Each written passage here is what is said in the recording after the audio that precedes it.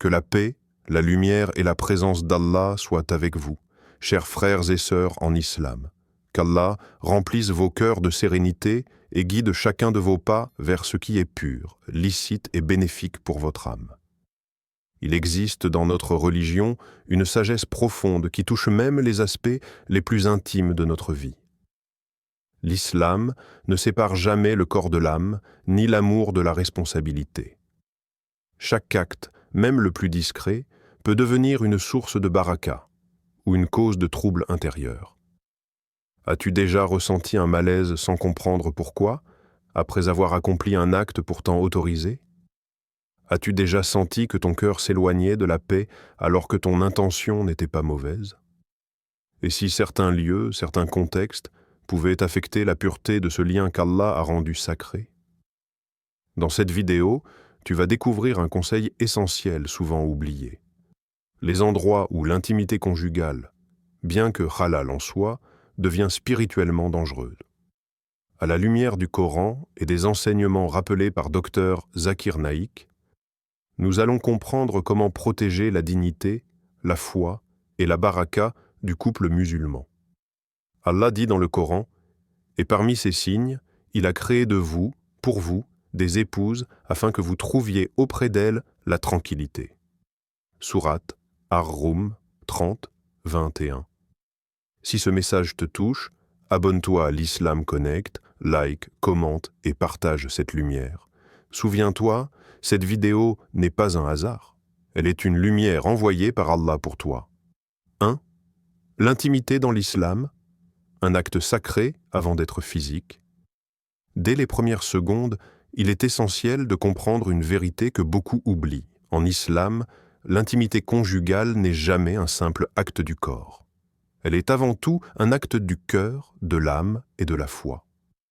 Allah n'a pas créé l'amour entre l'homme et la femme comme un instinct brut, mais comme un lien sacré encadré par la miséricorde, la pudeur et la responsabilité. Lorsque deux époux se rapprochent dans le halal, ce rapprochement peut devenir une adoration silencieuse, une forme de gratitude envers Allah pour le don du mariage. Le prophète, que la paix et le salut d'Allah soient sur lui, a clairement enseigné que même les relations intimes entre époux sont récompensées lorsqu'elles sont accomplies correctement. Les compagnons furent surpris et demandèrent « Ô messager d'Allah, l'un de nous satisfait son désir et il est récompensé ?» Il répondit que si ce désir avait été satisfait dans le haram, il aurait été péché et que le fait de le préserver dans le halal en faisait une bonne action. Cette parole bouleverse notre manière de voir l'intimité. Ce n'est pas le désir qui est condamné, mais la manière dont il est vécu. Dr Zakir Naik rappelle souvent que l'islam ne diabolise jamais la sexualité. Au contraire, il la protège. Il l'encadre pour qu'elle ne devienne ni une obsession, ni une source de corruption morale, ni une cause d'éloignement d'Allah. Lorsque l'intimité est vécue sans conscience spirituelle, sans pudeur, sans cadre, elle peut perdre sa baraka, même si elle reste halal en apparence. C'est là que beaucoup de couples ressentent un vide inexplicable, une lourdeur intérieure, une distance émotionnelle qu'ils n'arrivent pas à expliquer. Spirituellement, l'acte intime est comme une lumière. Lorsqu'il est entouré de respect, de discrétion et de rappel d'Allah, cette lumière éclaire le foyer. Mais lorsqu'il est accompli dans la négligence, dans la précipitation ou dans des contextes inappropriés, cette lumière s'affaiblit. L'âme ressent alors une perte invisible. Le cœur devient moins réceptif à la prière, à l'invocation, à la sérénité. Ce n'est pas une punition brutale, mais un signal subtil qu'Allah place dans le cœur du croyant. Humainement, cette perte spirituelle se manifeste souvent par une froideur émotionnelle. Les époux peuvent s'aimer sincèrement, mais sentir que quelque chose manque. L'islam nous enseigne que le corps et l'âme sont liés. Ce qui touche l'un affecte l'autre. C'est pourquoi Allah aime la pudeur, même dans le halal. La pudeur n'est pas une restriction, c'est une protection. Elle préserve la dignité de l'homme, de la femme et du lien sacré qui les unit. Allah dit dans le Coran, « Elles sont un vêtement pour vous, et vous êtes un vêtement pour elles. » Le vêtement protège, couvre, embellit et préserve de la honte. Cette image montre que l'intimité en islam doit être entourée de respect et de discrétion. Tout ce qui banalise, expose ou dévalorise cet acte retire une partie de sa noblesse. Dr Zakir Naik insiste sur le fait que l'islam élève l'être humain au-dessus des pulsions animales en lui donnant un cadre moral clair. Comprendre que l'intimité est sacrée avant d'être physique change profondément la manière dont on la vit. Ce n'est plus un simple moment de plaisir, mais un espace de confiance, de tranquillité et de proximité avec Allah. Lorsque cette conscience est présente, le foyer devient un lieu de sakina, et le lien conjugal se renforce intérieurement, même dans le silence, même loin des regards, même lorsque personne ne voit, car Allah, lui, voit et purifie les cœurs. 2. Ne jamais faire l'amour dans les lieux publics ou exposés. Dès le début, il est crucial de saisir une vérité centrale de l'islam. Ce qui est sacré perd sa lumière lorsqu'il est exposé. L'intimité conjugale, bien qu'elle soit halal entre époux, n'est jamais destinée à être vécue dans des lieux publics ou exposés, même lorsqu'ils semblent discrets ou momentanément isolés. L'islam ne se limite pas à juger l'acte lui-même, mais il observe aussi le cadre, l'environnement et l'impact spirituel sur l'âme. Le prophète, que la paix et le salut d'Allah soient sur lui, a utilisé une image très forte pour décrire ceux qui dévoilent leur intimité. Il les a comparés à des démons se rencontrant sur la voie publique. Cette comparaison n'est pas anodine. Elle montre à quel point l'exposition de l'intimité va à l'encontre de la pudeur naturelle que l'islam cherche à préserver. Dr Zakir Naik insiste souvent sur ce point fondamental. La pudeur, al-haya, n'est pas une option culturelle, c'est une branche vivante de la foi. Lorsqu'elle disparaît, c'est un signe que le cœur s'est éloigné de sa sensibilité spirituelle. Spirituellement, l'exposition attire la honte avant même d'attirer le regard des autres. Le cœur ressent une gêne profonde, parfois silencieuse, parfois ignorée, mais bien réelle. Cette gêne est un message intérieur. Elle indique que la sakina, cette tranquillité qu'Allah place dans le foyer, s'éloigne doucement. L'intimité, qui devrait rapprocher les époux et apaiser l'âme, devient alors source de troubles intérieurs. Même sans témoin direct, le simple fait d'être dans un lieu exposé enlève une partie de la baraka de l'acte. Humainement, vivre l'intimité dans des lieux publics banalise ce qui devrait rester précieux. Ce qui est rare et protégé a de la valeur, ce qui est exposé perd son poids. L'islam enseigne que certaines choses doivent rester cachées pour préserver leur noblesse. Lorsque l'intimité devient visible, même indirectement, même à travers des risques de regard ou de soupçon, elle perd sa dimension sacrée. Les époux peuvent ne pas s'en rendre compte immédiatement, mais à long terme, cela peut créer une légèreté dangereuse dans la manière de considérer le lien conjugal. Dr Zakir Naik rappelle que l'islam protège l'être humain contre la dégradation progressive des valeurs. Aujourd'hui, beaucoup de sociétés normalisent l'exposition de l'intimité, que ce soit physiquement ou symboliquement. L'islam, lui, trace une ligne claire. Ce qui se passe entre époux appartient uniquement à eux et à Allah.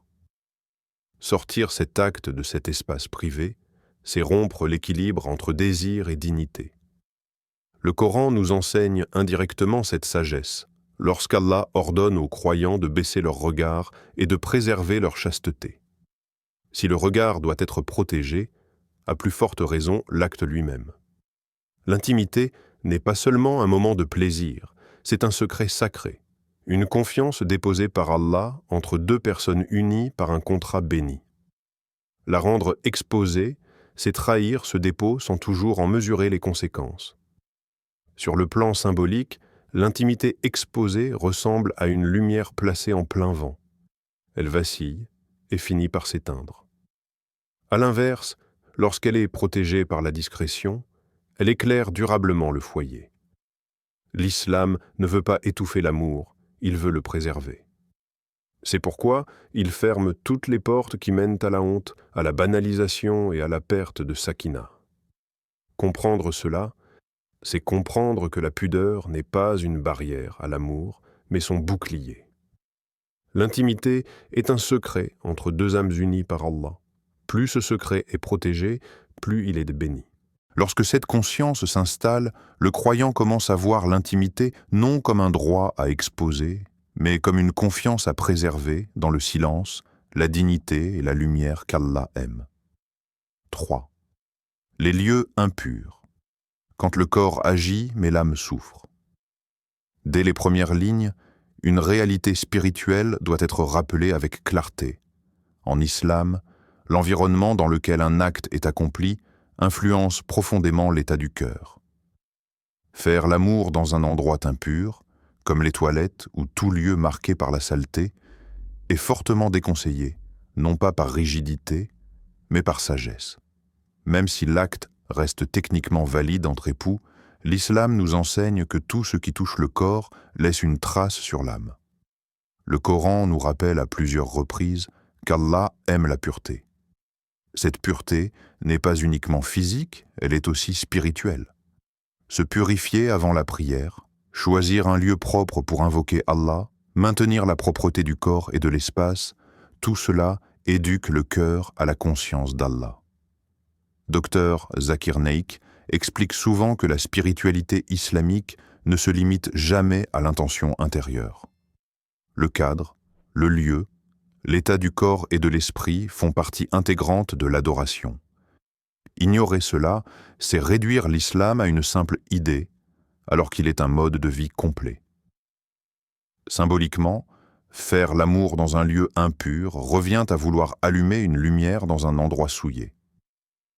La lumière existe, mais elle ne brille pas pleinement. De la même manière, l'intimité conjugale, qui est censée apporter apaisement et rapprochement, perd une partie de sa douceur lorsqu'elle est vécue dans un cadre contraire à la fitra. Le prophète, que la paix et le salut d'Allah soient sur lui, nous a enseigné que la propreté fait partie de la foi. Cette parole englobe bien plus que l'hygiène visible. Elle touche à la dignité de l'être humain. Comparer cela à la prière aide à mieux comprendre. Prier dans un endroit impur rend la prière invalide, même si l'intention est sincère. Pourquoi ?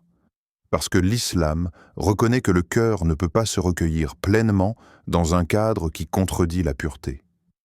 De la même manière, l'intimité vécue dans un lieu impur empêche l'âme de goûter à la sakina. Le corps agit, mais l'âme souffre silencieusement. Ce malaise n'est pas toujours conscient, mais il s'accumule avec le temps. Dr Zakir Naik insiste sur le fait que l'islam ne sépare jamais le visible de l'invisible. Ce que nous voyons, la saleté, l'impureté, le désordre, finit par influencer ce que nous ne voyons pas, la paix intérieure, la concentration dans l'adoration, la douceur du lien conjugal. Beaucoup de couples ignorent que ces choix apparemment insignifiants affectent la tranquillité du foyer à long terme. Ils cherchent des solutions émotionnelles ou psychologiques, alors que la racine est parfois spirituelle. Humainement, ces lieux sont associés à l'évacuation, à l'inconfort et à l'absence de dignité. Y associer un acte intime crée une confusion intérieure. Le cœur ne distingue plus clairement ce qui est noble de ce qui est dégradant.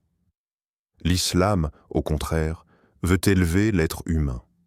Il veut que même les moments de plaisir soient entourés de respect, de calme et de dignité. C'est ainsi que l'intimité devient source de rapprochement et non de malaise. Allah n'impose jamais des règles sans sagesse. Lorsqu'il aime la pureté, c'est parce que la pureté apaise le cœur. Choisir un lieu propre, discret et digne pour l'intimité, c'est honorer le don du mariage. C'est reconnaître que cet acte n'est pas banal, qu'il mérite un cadre à la hauteur de sa valeur spirituelle. Là où la pureté est respectée, l'âme respire. Là où elle est négligée, même le halal peut devenir lourd. Comprendre cela permet au croyant de faire un lien entre ses choix quotidiens et son état intérieur. Ce n'est pas une question de perfection, mais de conscience. Plus le cadre est pur, plus l'intimité est apaisante, et plus le foyer devient un lieu où la sakina d'Allah peut descendre sans obstacle. 4. Les lieux où Allah est invoqué, une ligne à ne jamais franchir. Dès les premiers instants, il faut poser une vérité claire et non négociable en islam. Il existe des lieux qu'Allah a rendus sacrés, et franchir leurs limites spirituelles est une grave transgression. Les mosquées, les salles de prière et les espaces dédiés à l'adoration ne sont pas de simples bâtiments. Ce sont des lieux où les cœurs se prosternent avant même que les corps ne se prosternent. Y commettre un acte intime, même entre époux, n'est pas seulement inapproprié, c'est une atteinte directe au respect dû à Allah. Allah dit dans le Coran: « Dans des maisons qu'Allah a permis que l'on élève et où son nom est invoqué. » Sourate An-Nur 24, 36. Ce verset élève ces lieux au-dessus du quotidien. Ils sont consacrés au rappel d'Allah, à la prière, à la purification des âmes. Dr Zakir Naik insiste sur ce point fondamental. Le sacré ne se mélange jamais avec le désir sans limite. Lorsque cette frontière est ignorée, la confusion spirituelle s'installe. Spirituellement, ces lieux sont des espaces de lumière. Les anges y descendent, le nom d'Allah y est mentionné, les cœurs y cherchent le pardon et la guidance. Introduire un acte intime dans un tel cadre revient à briser l'harmonie spirituelle du lieu. Ce n'est pas une simple erreur de jugement, c'est un manque de conscience de la grandeur d'Allah. Même si l'acte est halal dans son contexte normal, le lieu le rend gravement déplacé. Dr Zakir Naik explique que l'islam nous apprend à compartimenter avec sagesse. Il y a un temps pour l'adoration, un temps pour le repos, un temps pour l'intimité. Lorsque tout est mélangé sans limite, le croyant perd ses repères spirituels. Le cœur ne sait plus quand se recueillir et quand se détendre. Cette confusion finit par affaiblir la relation avec Allah, souvent sans que la personne ne comprenne pourquoi. Humainement, respecter les lieux sacrés éduque l'âme à la discipline et à la révérence. Celui qui respecte la mosquée, même lorsqu'il est seul, développe une conscience profonde de la présence d'Allah.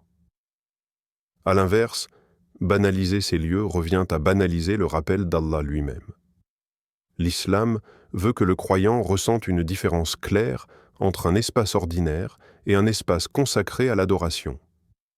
Le prophète, que la paix et le salut d'Allah soient sur lui, a enseigné que la terre entière peut être un lieu de prière, sauf certains endroits. Cette exception montre bien que tous les lieux ne sont pas équivalents spirituellement. Les mosquées sont les endroits les plus aimés d'Allah sur terre. Y préserver la pureté, le calme et le respect est une responsabilité collective et individuelle. Toute action qui va à l'encontre de cette sacralité est un signe de négligence spirituelle. Sur le plan symbolique, mélanger intimité et lieu sacré revient à vouloir transformer un espace de prosternation en espace de désir.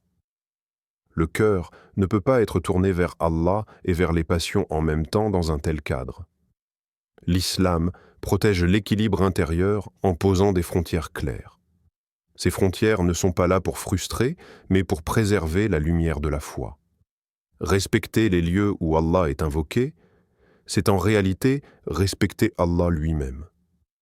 C'est reconnaître sa grandeur, son droit d'être adoré sans distraction ni profanation. Lorsque le croyant intègre cette conscience, il développe une relation plus profonde avec Allah, basée sur le respect, la crainte révérentielle et l'amour sincère. Là où le nom d'Allah est élevé, le croyant doit élever son comportement. Chaque lieu a sa fonction, et la sagesse islamique consiste à honorer cette fonction. Franchir cette ligne, c'est affaiblir son propre cœur. La respecter, c'est renforcer sa foi et préserver la lumière qui descend dans les lieux consacrés à l'adoration. 5. Les moments et endroits qui attirent les mauvaises influences. Dès les premières secondes, il est essentiel de comprendre que tout acte en islam est influencé par le moment et le contexte dans lequel il est accompli.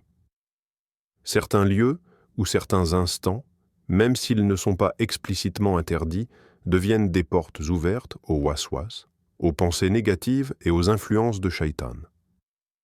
L'islam, dans sa sagesse, ne se contente pas de dire ce qui est halal ou haram. Il nous apprend aussi à reconnaître ce qui fragilise le cœur et affaiblit la conscience d'Allah. Le prophète, que la paix et le salut d'Allah soient sur lui, nous a enseigné une invocation précise à dire avant l'intimité conjugale, demandant à Allah de nous protéger de shaitan et de préserver notre descendance. Cette invocation n'est pas un simple rituel. Elle est une preuve claire que shaitan cherche à s'immiscer même dans les actes halal lorsque le croyant est négligent. Dr Zakir Naik rappelle que l'islam ne diabolise pas le désir, mais qu'il exige une vigilance spirituelle constante. Sans rappel d'Allah, le cœur devient vulnérable. Certains moments favorisent particulièrement les mauvaises influences. L'absence totale de discrétion, la précipitation, l'imitation de pratiques contraires à l'éthique islamique ou la consommation de contenus qui banalisent l'intimité. Ces éléments créent un climat spirituel lourd, le corps agit, mais le cœur n'est pas présent. Peu à peu, l'acte intime perd sa douceur et devient une simple décharge de désir vidée de sa dimension spirituelle. L'islam nous enseigne que le rappel d'Allah purifie les intentions et protège les actes. Là où Allah est mentionné, shaitan fuit. Là où Allah est oublié, shaitan trouve un terrain fertile. Cette règle est simple mais profonde. Lorsque l'intimité est précédée d'une invocation, elle se transforme en acte apaisant. Lorsqu'elle est vécue dans l'oubli total d'Allah, elle peut devenir source de culpabilité, de confusion et de lourdeur intérieure, même si elle reste licite. Dr Zakir Naik souligne souvent que shaitan n'a pas besoin de transformer le halal en haram pour nuire. Il lui suffit de retirer la baraka. Il suffit de détourner le cœur de la conscience d'Allah. Ainsi, certains endroits, certains moments ou certaines attitudes attirent ces influences négatives sans que les personnes s'en rendent compte. L'absence de pudeur, le manque de respect mutuel ou la recherche excessive du plaisir au détriment de la dignité ouvrent des portes invisibles. Humainement, ces influences se manifestent par un sentiment de vide après l'acte, une agitation intérieure ou une diminution de la tendresse sincère entre les époux. L'intimité, au lieu de renforcer le lien, devient parfois une source de tension silencieuse. Beaucoup de couples pensent que le problème est émotionnel ou psychologique, alors que la racine est souvent spirituelle. Le cœur n'a pas été protégé.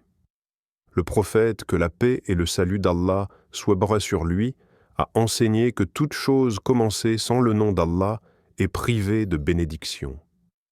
Cette règle s'applique aussi à l'intimité conjugale. Ce n'est pas une formalité, c'est une clé. Une simple invocation replace l'acte dans son cadre légitime et ferme la porte à shaitan. Elle rappelle aux croyants que même dans le plaisir, ils restent serviteurs d'Allah. Sur le plan symbolique, l'intimité sans rappel d'Allah est comme une maison sans serrure. Elle est vulnérable à toute intrusion. Avec le rappel d'Allah, cette maison est protégée. L'islam veut préserver la tranquillité du foyer, pas seulement sur le plan visible, mais dans ses fondations invisibles. Comprendre que certains moments et endroits attirent les mauvaises influences, c'est apprendre à choisir consciemment ce qui élève le cœur. Ce n'est pas une restriction, mais une protection. Là où Allah est présent, la paix s'installe. Là où Allah est oublié, le trouble apparaît, même dans ce qui est halal. Cette conscience transforme l'intimité en source de sakina, et non en porte ouverte au waswas. Chers frères et sœurs, ce rappel n'est pas là pour juger, mais pour éclairer. L'islam ne condamne jamais l'amour licite, il l'élève. Mais il nous apprend que le lieu, le contexte et l'intention façonnent la baraka de nos actes. Aujourd'hui, tu as découvert que certains endroits, même s'ils semblent anodins, peuvent affecter la paix intérieure du couple. Ce n'est pas une question de rigidité, mais de sagesse. Allah veut pour nous un amour pur, apaisant, protecteur de l'âme et du foyer. Si ce message t'a aidé, abonne-toi à l'Islam Connect, partage cette vidéo avec ceux que tu aimes et deviens un pont de lumière pour les autres. Un simple partage peut changer un cœur. Merci d'avoir ouvert ton esprit et ton cœur à ce rappel. Qu'Allah t'accorde un foyer rempli de sakina, de rahma et de baraka. Allah dit, Allah veut pour vous la facilité et il ne veut pas la difficulté pour vous. Sourate Al-Baqarah 2, 185. Que cette parole reste avec toi, qu'elle te guide doucement, sans peur ni culpabilité, mais avec conscience et amour. Amen.